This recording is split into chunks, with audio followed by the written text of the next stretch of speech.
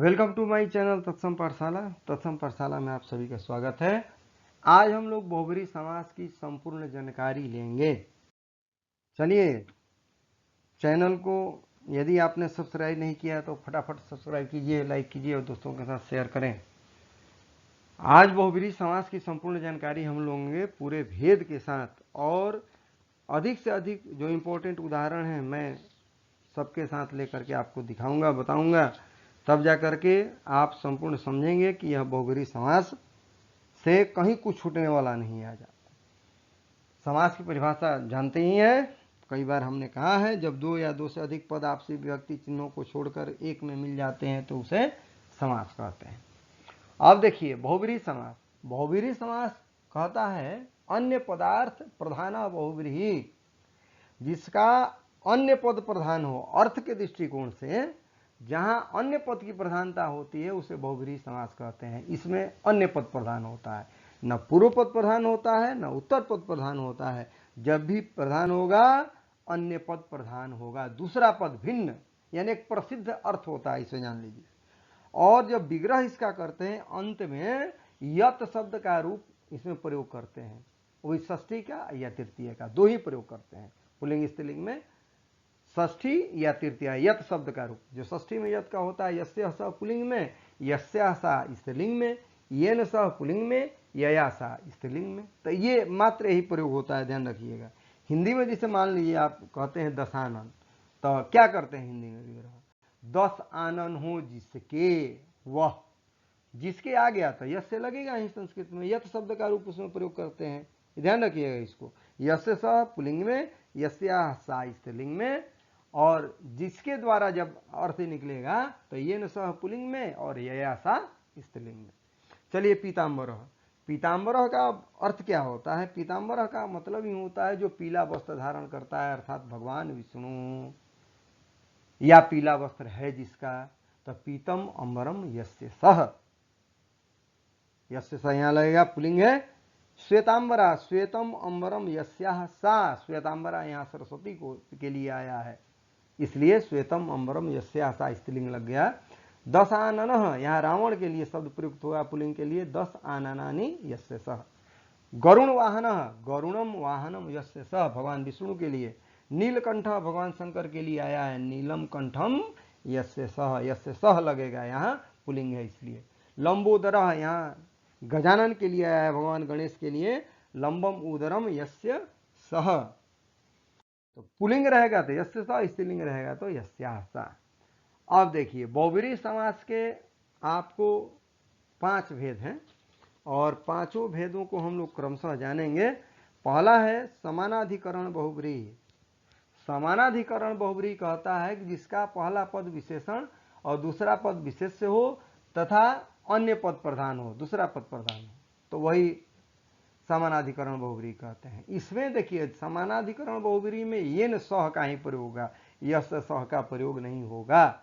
जैसे कृत कार्य, यानी किया गया कार्य जिसके द्वारा। अब इसका अर्थ ये नहीं ना होगा किया गया कार्य जिसका वह, ये नहीं होगा, जिसके द्वारा कार्य किया गया। कृतम कार्यम येन सह। दत्त चित्र, दत्त चित्त, जिसके द्वारा हृदय को दे दिया गया, दत्तम चित्तम येन सह।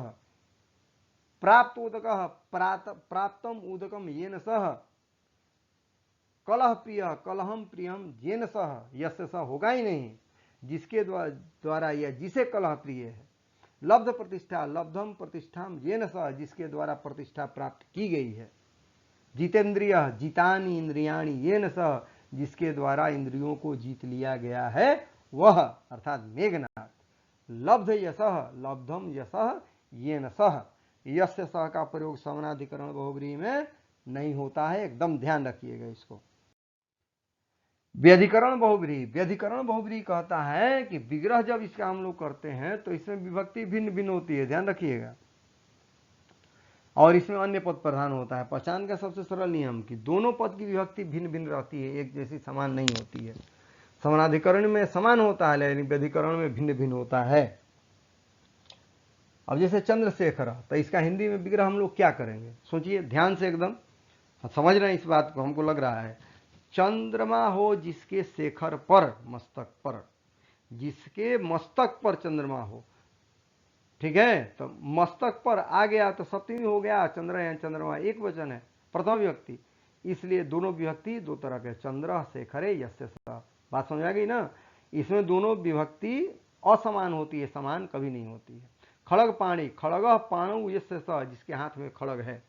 शूल पाणी, शूलम पाणु यस्य सह, इसमें यस्य स और यस्य सा का प्रयोग करते हैं।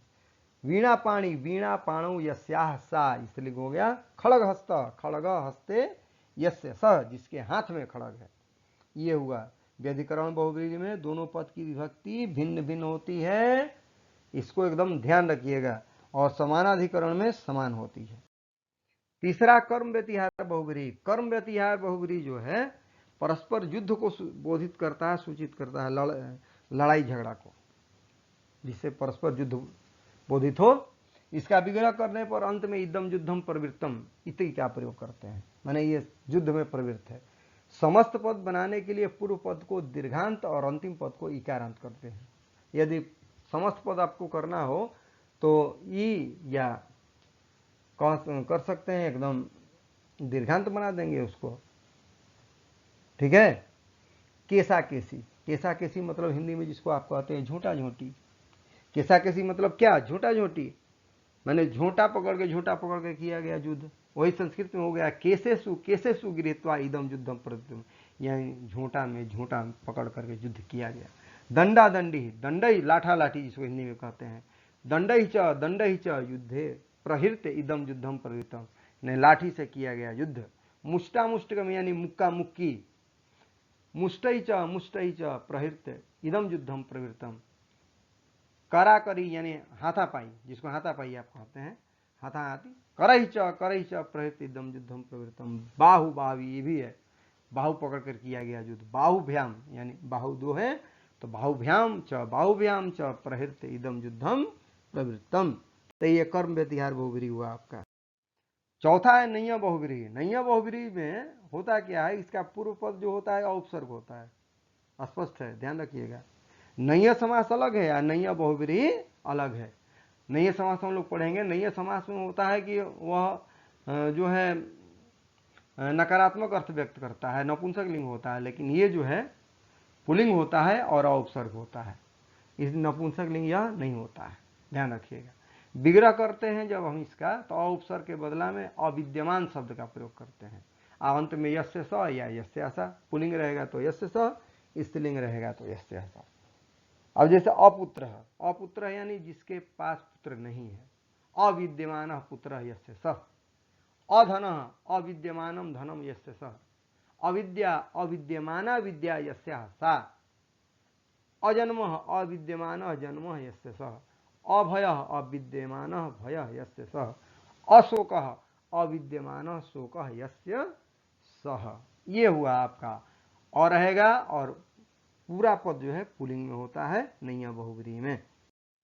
पांचवा मध्यम पदलोपी बहुब्रीहि। मध्यम पदलोपी बहुब्रीहि कहता है कि जिसका पूर्व पद नि उपसर्ग हो तथा मध्यम पद लुप्त हो, उसे मध्यम पदलोपी बहुब्रीहि कहते हैं, ठीक है, जिसका पूर्व पद नि उपसर्ग हो। अब जब इसका विग्रह हम लोग करेंगे तो नि उपसर्ग के बदला में निर्गतः, अंत में यस्मात् शब्द का प्रयोग करेंगे। निर्गतः या निर्गतम पुल्लिंग स्त्रीलिंग ध्यान में रखते हुए करेंगे। अब जैसे निर्धन, एक जगह हम लोग अव्ययी भाव में पढ़े होंगे निर्धनम, तो निर्धनम का होता है धनानाम अभाव, वहां नपुंसक लिंग शब्द है, लेकिन बहुब्रीहि में सब पुल्लिंग स्त्रीलिंग होता है, नपुंसक लिंग का इसमें कोई योग नहीं होता है बहुब्रीहि में, ध्यान रखिएगा।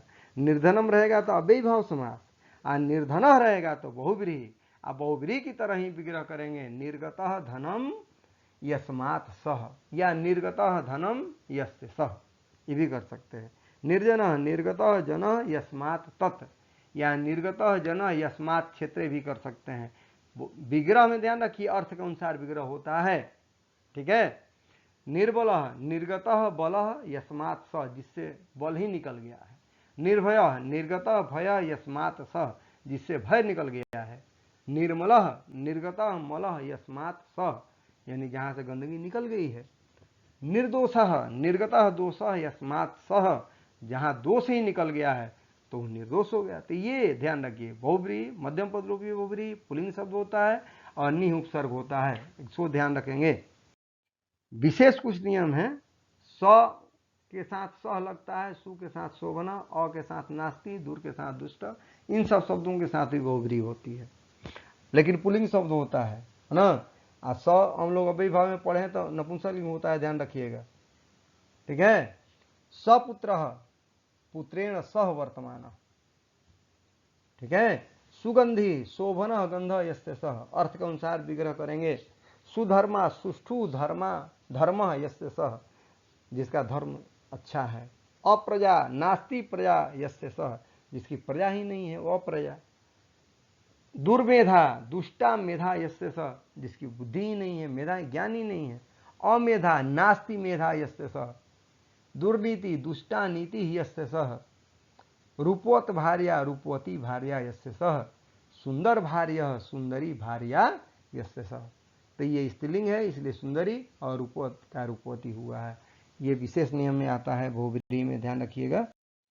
कुछ महत्वपूर्ण उदाहरण दे रहे हैं। सानुजः अनुजेन सह विद्यमानः, सुहृत शोभनम हृदयम यस्य सह, सगोत्रः समान गोत्रम यस्य सह, सुदिवः शोभनम दिवा यस्य सह, बहुपथम बहवः पंथानः यस्मिन् तत्, व्यर्थ विगत अर्थ यस्मात् सह, षडाननः षट् आननानि यस्य सह, पंचाननः पंच आननानि यस्य सह, चतुराननः चतुर आननानि यस्य सह। ये सब बहुत सा चीज़ हमने आपके लिए महत्वपूर्ण ला करके रखा है और इसको अभ्यास करेंगे। परेशानी हो तो कॉल करें, नहीं तो बार बार वीडियो को देखें, अपने आप स्पष्ट हो जाएगा। पुनः मैं आपके लिए नया चैप्टर लेकर उपस्थित होऊंगा, तब तक के लिए थैंक यू, धन्यवाद।